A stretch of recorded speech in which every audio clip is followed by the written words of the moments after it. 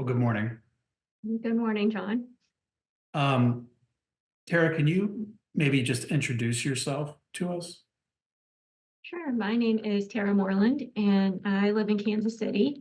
I am an assistant city attorney for the city of Kansas City, and my practice area is mostly the Sunshine Law and open records laws as they apply to local government. Um, how are you feeling today? I'm feeling tired, to be honest. It's been a long week. And a busy week, and I'm just glad that today is Friday. But this is a good way to start my Friday. So Well, good. Is there a reason that this week was particularly long for you? I was playing catch up a lot. I have been sick recently, and so I had some time off of work. And then the Sunshine Law, it's just always crazy. We're always getting records requests and things. So I had just more records to review this week, more conversations to have with people than maybe in a typical week. So it's just drained me a little bit. And I'm glad to have the weekend coming up to recharge a bit. Yeah. Well, you're very gracious to, sit down and have this conversation with me. And one of the reasons that we were doing this is for Wellbeing Week in the Law, as you know, so that we could hear about your experience with well-being, particularly in the profession, but also just personally. So can you let us know about your well-being journey and kind of where it started? Sure. It's been a long journey. I would say my well-being journey really started when I was in college for the most part. That's when I really started to find out more about my own mental health and ways to keep myself well when I wasn't feeling well. That's kind of around the first time when I started to realize that there were things that I was struggling with. And also, I learned about what I could do to help myself feel better. And as I started on that journey and became more informed, I became more passionate about well-being in general. And then as I moved into law school and then moved into practice, it became even more important to me, both personally in my journey of trying to be well and take care of myself, but also professionally, learning and from others and through my own experience, seeing how this profession sometimes can contribute in a negative way to someone's well-being.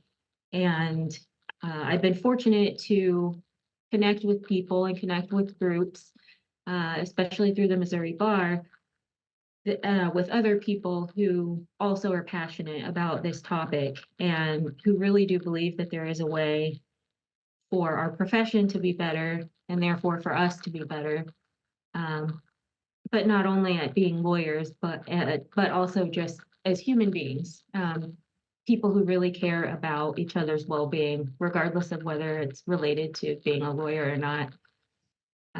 So it's been an interesting journey trying to address, personally what I've gone through, what I'm going through, but also trying to be an advocate for other people as well and see some positive changes happen in this professional community that I'm a part of.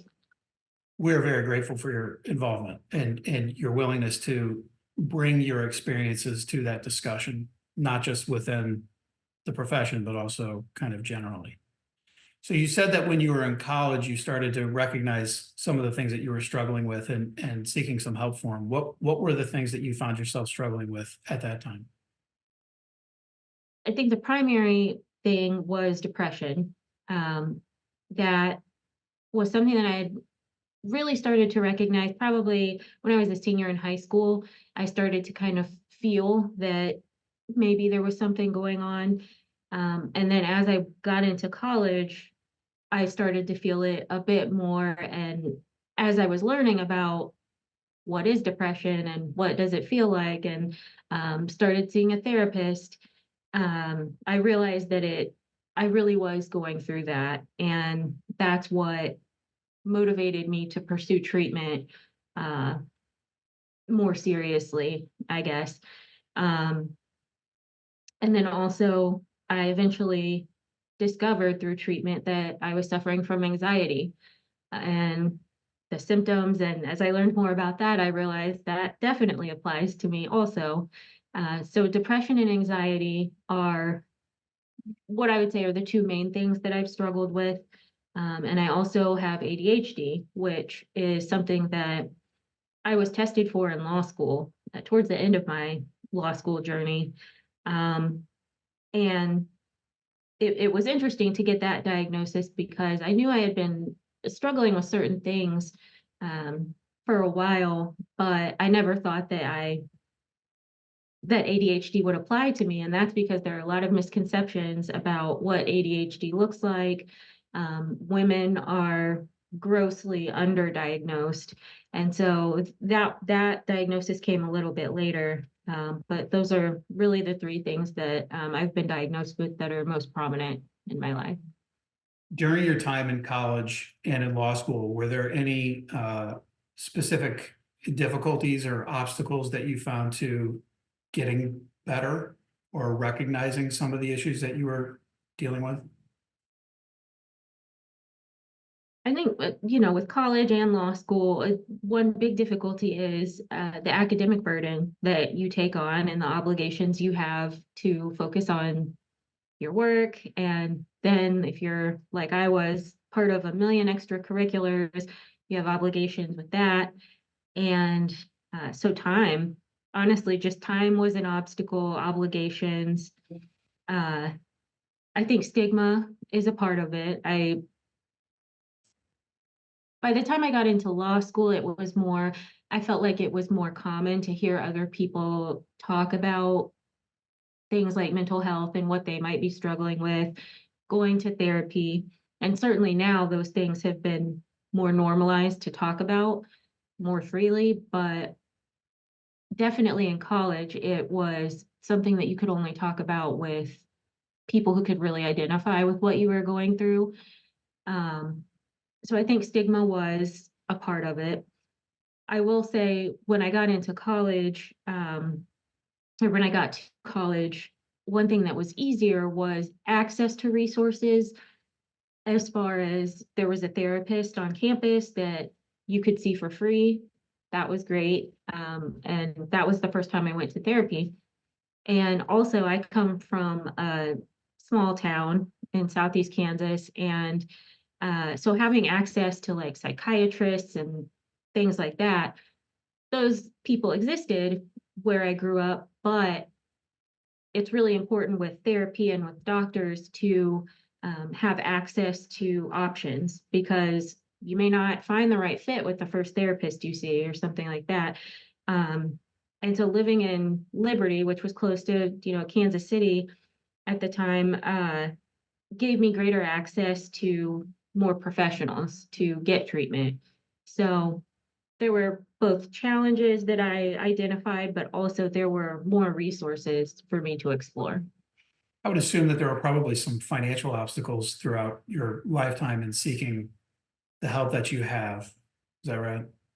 Oh yeah, financial, and I think that's a big one that a lot of people struggle with. But I know for me, even now, um, seeking out a therapist and uh, even being a lawyer, I work in local government, public service. I don't make tons and tons of money, and lots of student loans. I know a lot of people can sympathize with that, but yeah, even just being able to find a therapist that is affordable and that I'm able to see regularly, that's still a challenge today. And certainly when I was, in law school or just starting out and definitely wasn't making a lot of money, that was a big challenge. So after law school, you enter into the profession. Um, can you talk a little bit about your experience within the profession and in being a lawyer and what you have experienced that may have had some sort of impact's not the right word, but but has in some way influenced your mental health journey? Sure. I almost hesitate to say this because I think it's a pretty bold statement and one that might be met with the question, well, why are you still in this profession? But it's an honest answer, and that's that my mental health was never at its worst before I entered the profession. I would say that when I became a lawyer and entered the workforce, uh, and really became immersed in the legal profession, I noticed my mental health go downhill more. And that's not to say I don't enjoy being a lawyer. I feel like I'm in a good place right now as far as my job and the people I'm surrounded with. But there absolutely have been things in this profession that contributed to my mental health declining in some ways. And I know that there are other people I've talked to who have shared similar sentiments. So I know it's not just me who's experienced these things. And I really think that there are things in our profession overall that cause a lot of people to struggle. And they are things that we need to find solutions for, or else I think we're going to see a decline in the number of people who actually want to be a part of this profession at all. Are there any of those specific things? Well, maybe not specific, but generally, what sort of things do you feel like you've experienced as a lawyer that have provided those influences? I think a big part of it comes down to the environments that I was in. Uh, Not to use too many buzzwords, but a toxic and even arguably sometimes abusive environments where you're working with or under people who just have a negative influence on you, or um, maybe have leadership or management practices that are not conducive to your well-being. And I think what that looked like for me was having so much pressure and having so much criticism thrown my way sometimes that I think the intent was to make me stronger or make me better, um, make me produce better work product. But really what it did was break me down and just leave me asking myself, why am I even here? I feel like I can't do anything right. Um, and I feel like this person I'm working for or working with doesn't actually care about me as a person.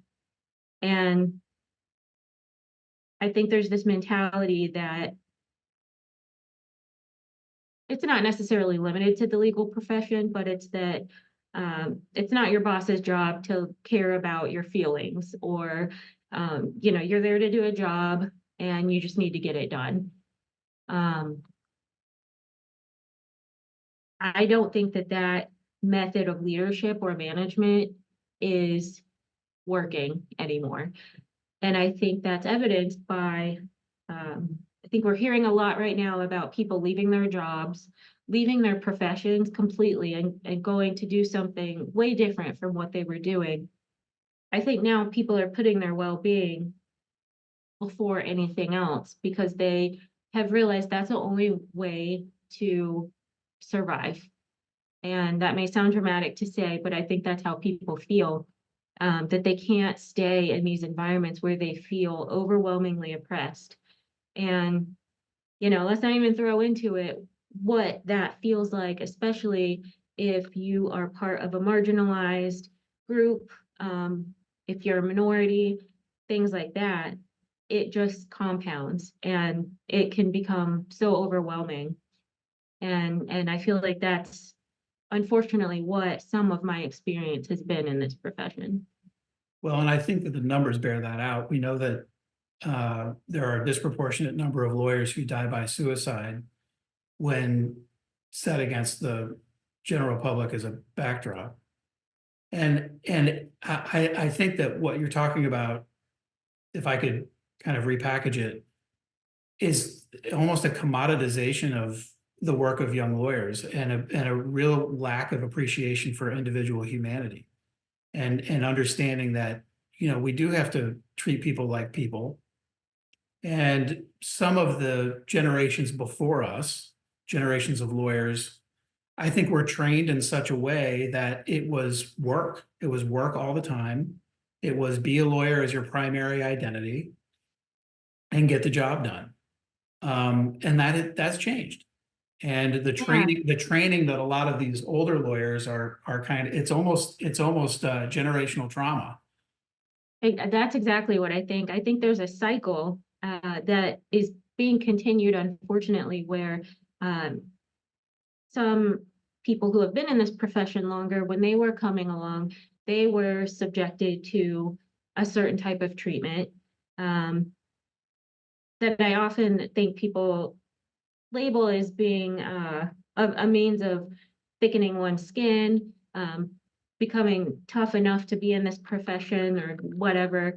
Um, they experience those things. And so I think now they're implementing those same practices in their own leadership, either because they think that that's what good leadership looks like, because that's the example that was set for them, and or because maybe there's some resentment there that they had to go through that. And now there's all of this talk of well-being and people taking care of their mental health and having boundaries in the workplace, having actual work-life balance. And I think that there's a tendency sometimes with people who have been in this profession longer to be very dismissive of those types of boundaries that people are putting in place now. And I think they correlate that with uh, people not being good lawyers. That it means you're not a good lawyer if you can't grind it out for 15 hours a day and just go, go, go without stopping and never show emotion and never ask for a break. Things like that. That doesn't make good lawyers. I would argue it actually makes the opposite. Those are the types of things that actually send people into spirals um, with their mental health, with substance abuse. Those are the kinds of things that can lead to people dying by suicide. And so it's a vicious cycle that we've continued for a very long time. And we have to figure out a way to stop it. I think that in the profession as a whole, even in society as a whole, we pay a lot of lip service to, yes, mental health is important. Um, yes, we need to post the, suicide text line or hotline in our break room and make sure that people see that that's there. Yes, we need to send out a link to the employer's assistance program. But then there's no work done beyond that. Or the people who are doing the work, it's a very small group that aren't necessarily being heard by the greater community. Um, and it's not good enough to just say that these things are important. You have to actually walk the walk and implement things that show that you believe that it's important. Yeah, I agree with you. I think a lot of it comes down to individual lawyers being leaders in the space and demonstrating through the way that they lead their professional lives that you can do all these things in a way that still encourages well-being and encourages individuality, and that we don't all have to be clones of each other. We don't all have to behave and look the same way, uh, talk the same way. I mean, certainly within, as it is within any profession, our training is basically the same. A lot of our vernacular is going to be the same. Lexobabble. We all understand each other, but that doesn't mean we have to be the same. Right. Um, and part of what we're doing here is we're hopefully doing that work and contributing to that work. And again, I thank you for that because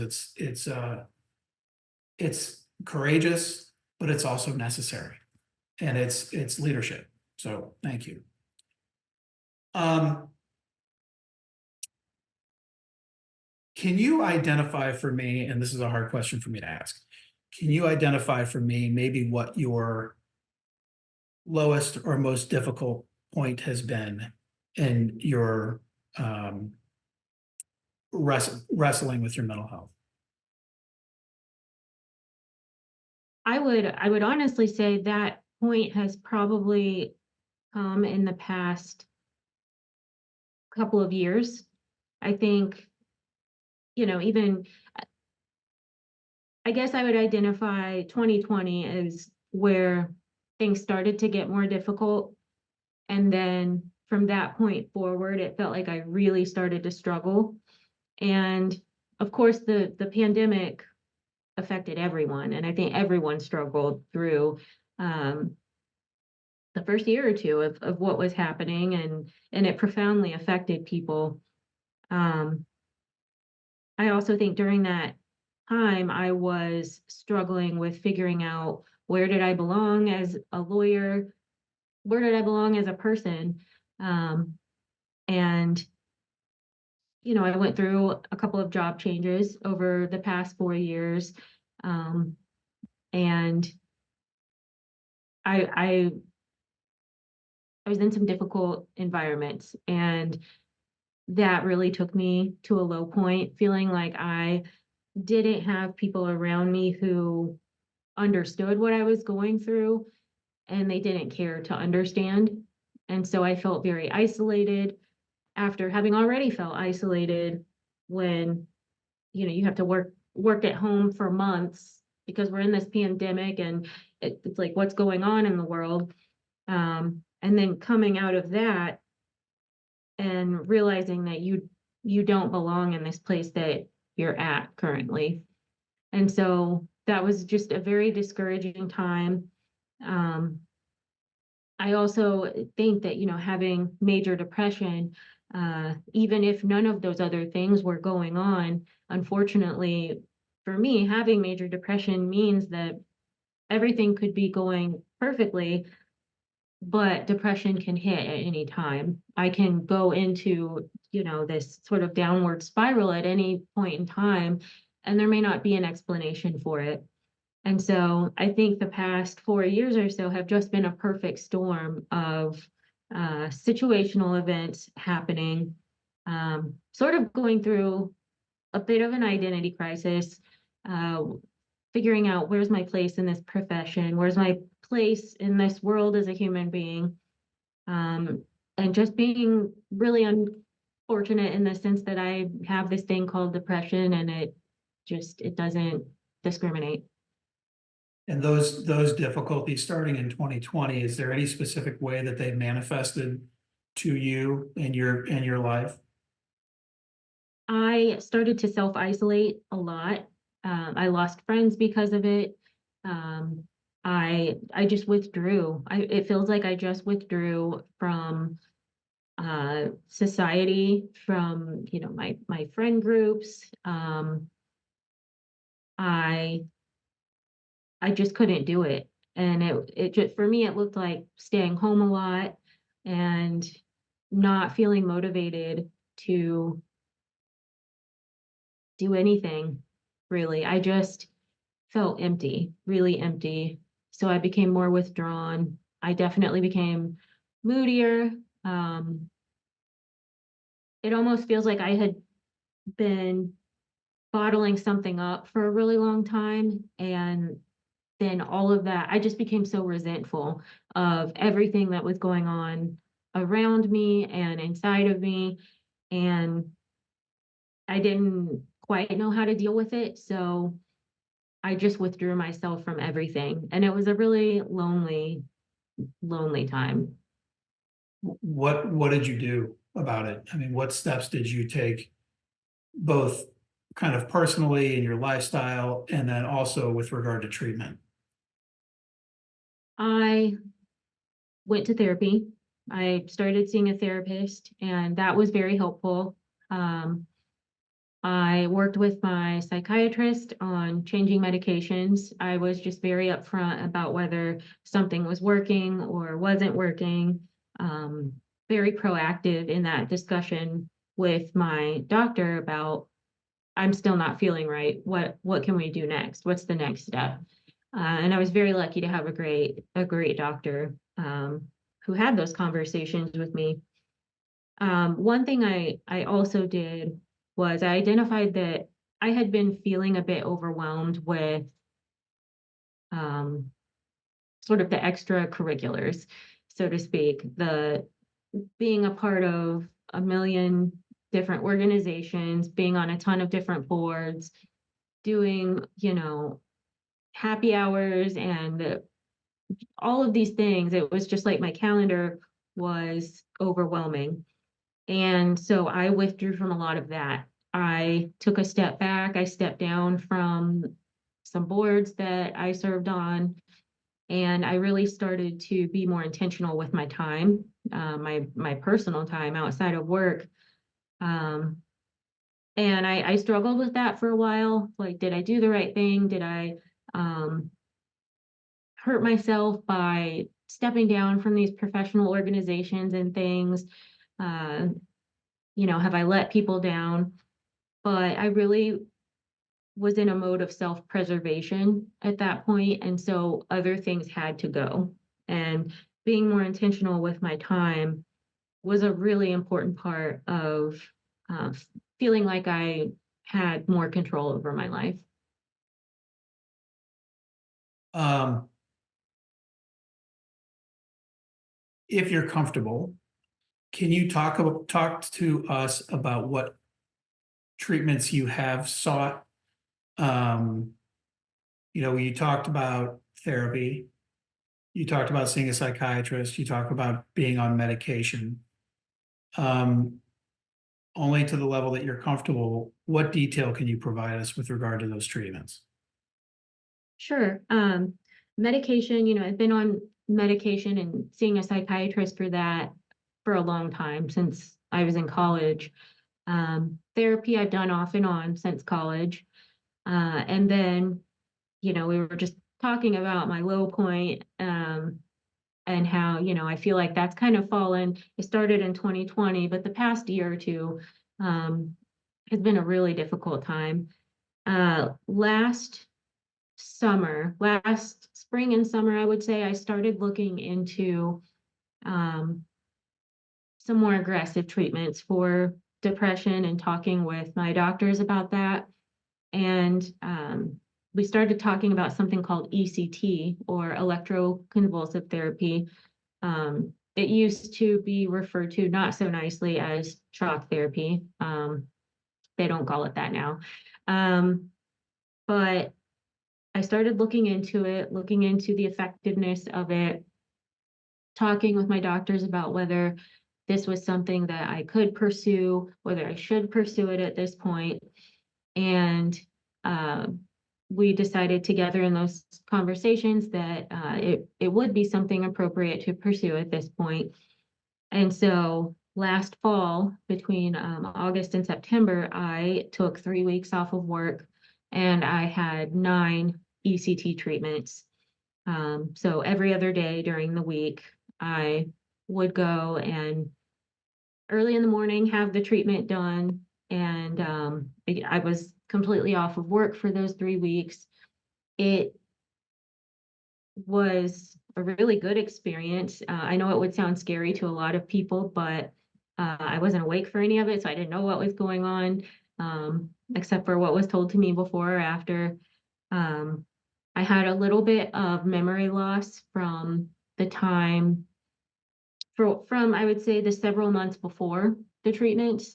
So I had some memory loss, but otherwise, um, it was actually a really good experience.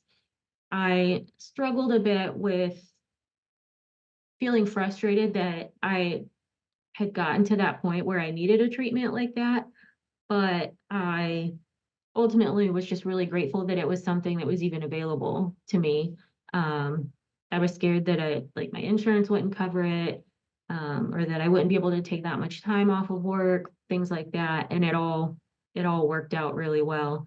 So I think a lot of people, when I've talked to them about it, um, they're kind of like, whoa, at first, like that's really extreme. That's kind of crazy that you did that. but it didn't feel that way at all to me. It just felt like pursuing something that could really help me. And yeah, I just feel really lucky that it was available to me. Do you feel like it did help? I do. I do. I won't say that I haven't continued to struggle a bit, but I did go into that treatment knowing that it wouldn't be a cure-all and it wouldn't cure my depression and make it go away or anything like that. But it was another avenue of treatment that could help. And I think that it did help. I heard you say something that I can't get out of my head. You said that you were frustrated that you let yourself get to a point where you maybe needed that treatment. Mhm. I hope you'll agree with me that you couldn't control that. That's not you. You are not a Yeah, depression. very true. Very true. Okay. Um, how do you feel that you're doing generally at this point in your uh, mental health journey? And maybe more specifically, if you can, within the profession and kind of where you are professionally right now. I would say with my mental health journey, I think it's always sort of a day by day or week by week kind of thing. Um, I just take it as it comes, and I really try to just do whatever it is I need in that moment to help myself keep going. I really do think with mental health, sometimes it is a matter of just putting one foot in front of the other. And some days that's what I have to do. And that's okay. And then other days and weeks, it goes a lot more smoothly. And um, I think some of it is just acceptance that I don't have control over what my brain does. Uh, but there are things I can implement to make it easier on myself. Um, and then in that respect, I think I've sort of just adopted a more realistic mindset of how to navigate my mental health.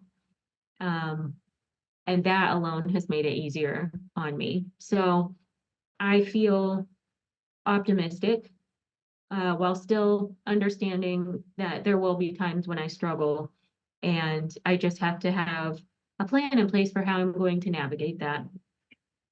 As far as in the profession, being a member of this profession, I feel more comfortable now than I've ever felt.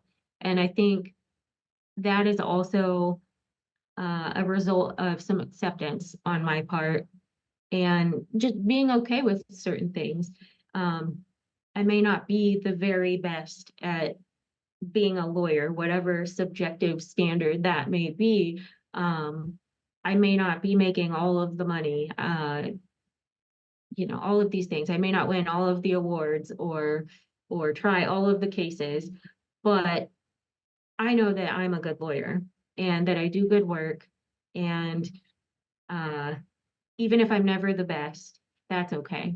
And so letting go of some of that perfectionist, you have to be better than everyone else. You need to be one of the best. Letting go of that has helped me tremendously. Um, and just being comfortable with what I'm doing in my lane, not comparing myself to what, my peers are doing, where they're at in life or in the profession. It's made me feel a lot more comfortable with myself.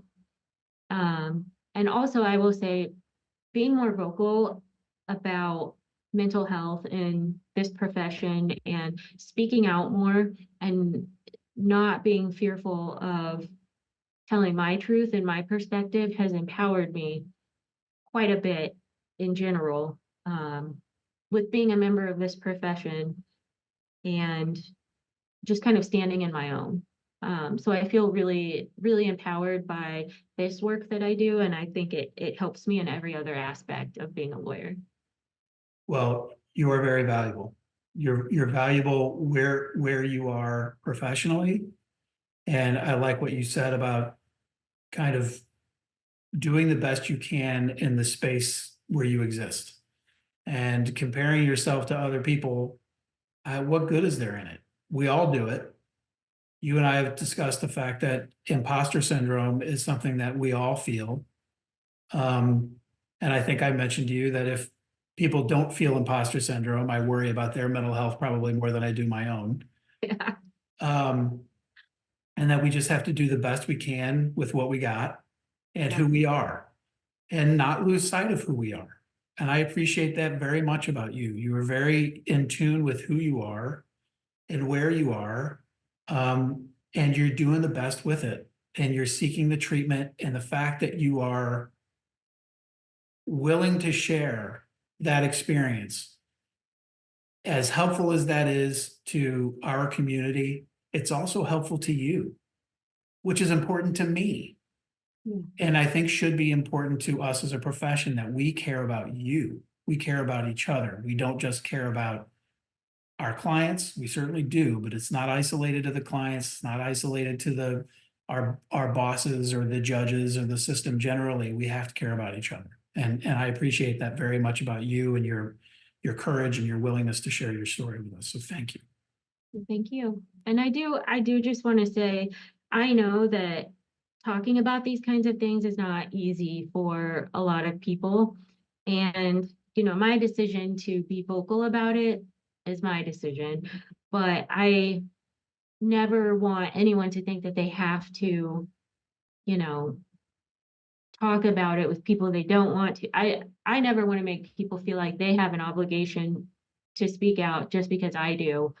But at the very least, my goal is just to make other people feel comfortable with exploring what well-being and good mental health means to them, and not being afraid to pursue treatment, to ask for help, to set boundaries, things like that.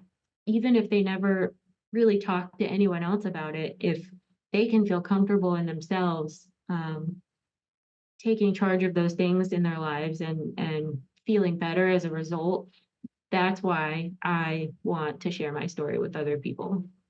And I think to recognize that they don't have to do it alone. It doesn't mean that you have to get on a Zoom and talk about it, or Right. stand in front of crowds and talk about it. Yeah. But you don't have to do it alone, even if it is with a therapist in a closed and confidential atmosphere. Interacting with another human being about how you're feeling is really, really important. Right. And I think, I promise this is my last point. It doesn't make you a failure to decide that something is not good for your mental health and to walk away from it. Whether it's a job, whether it's this profession, we don't want to lose people in this profession, but it doesn't make you a failure to decide that you need to do something different in order to preserve yourself. And I've had to do that with jobs, and it's been very difficult. Um, I've had to do that in other situations, and it's never easy. But if it means that you're okay at the end of the day, then it's worth it. It's very easy to, particularly as part of a profession, to see yourself as part of that line, and everything's very linear. And to think that you're going to make your life more difficult if you step out of that line. And the truth is, you could make your life infinitely more comfortable if you step out of that line. That doesn't mean you step out of the profession, but it just means that you embrace the fact that you are not going to see things the way everybody else does, and you don't have to behave the way everybody else does. And Right. in the profession of law, as you identified, oftentimes that means you can be nicer than everybody else. You can be softer than everybody else. You don't have to have that edge.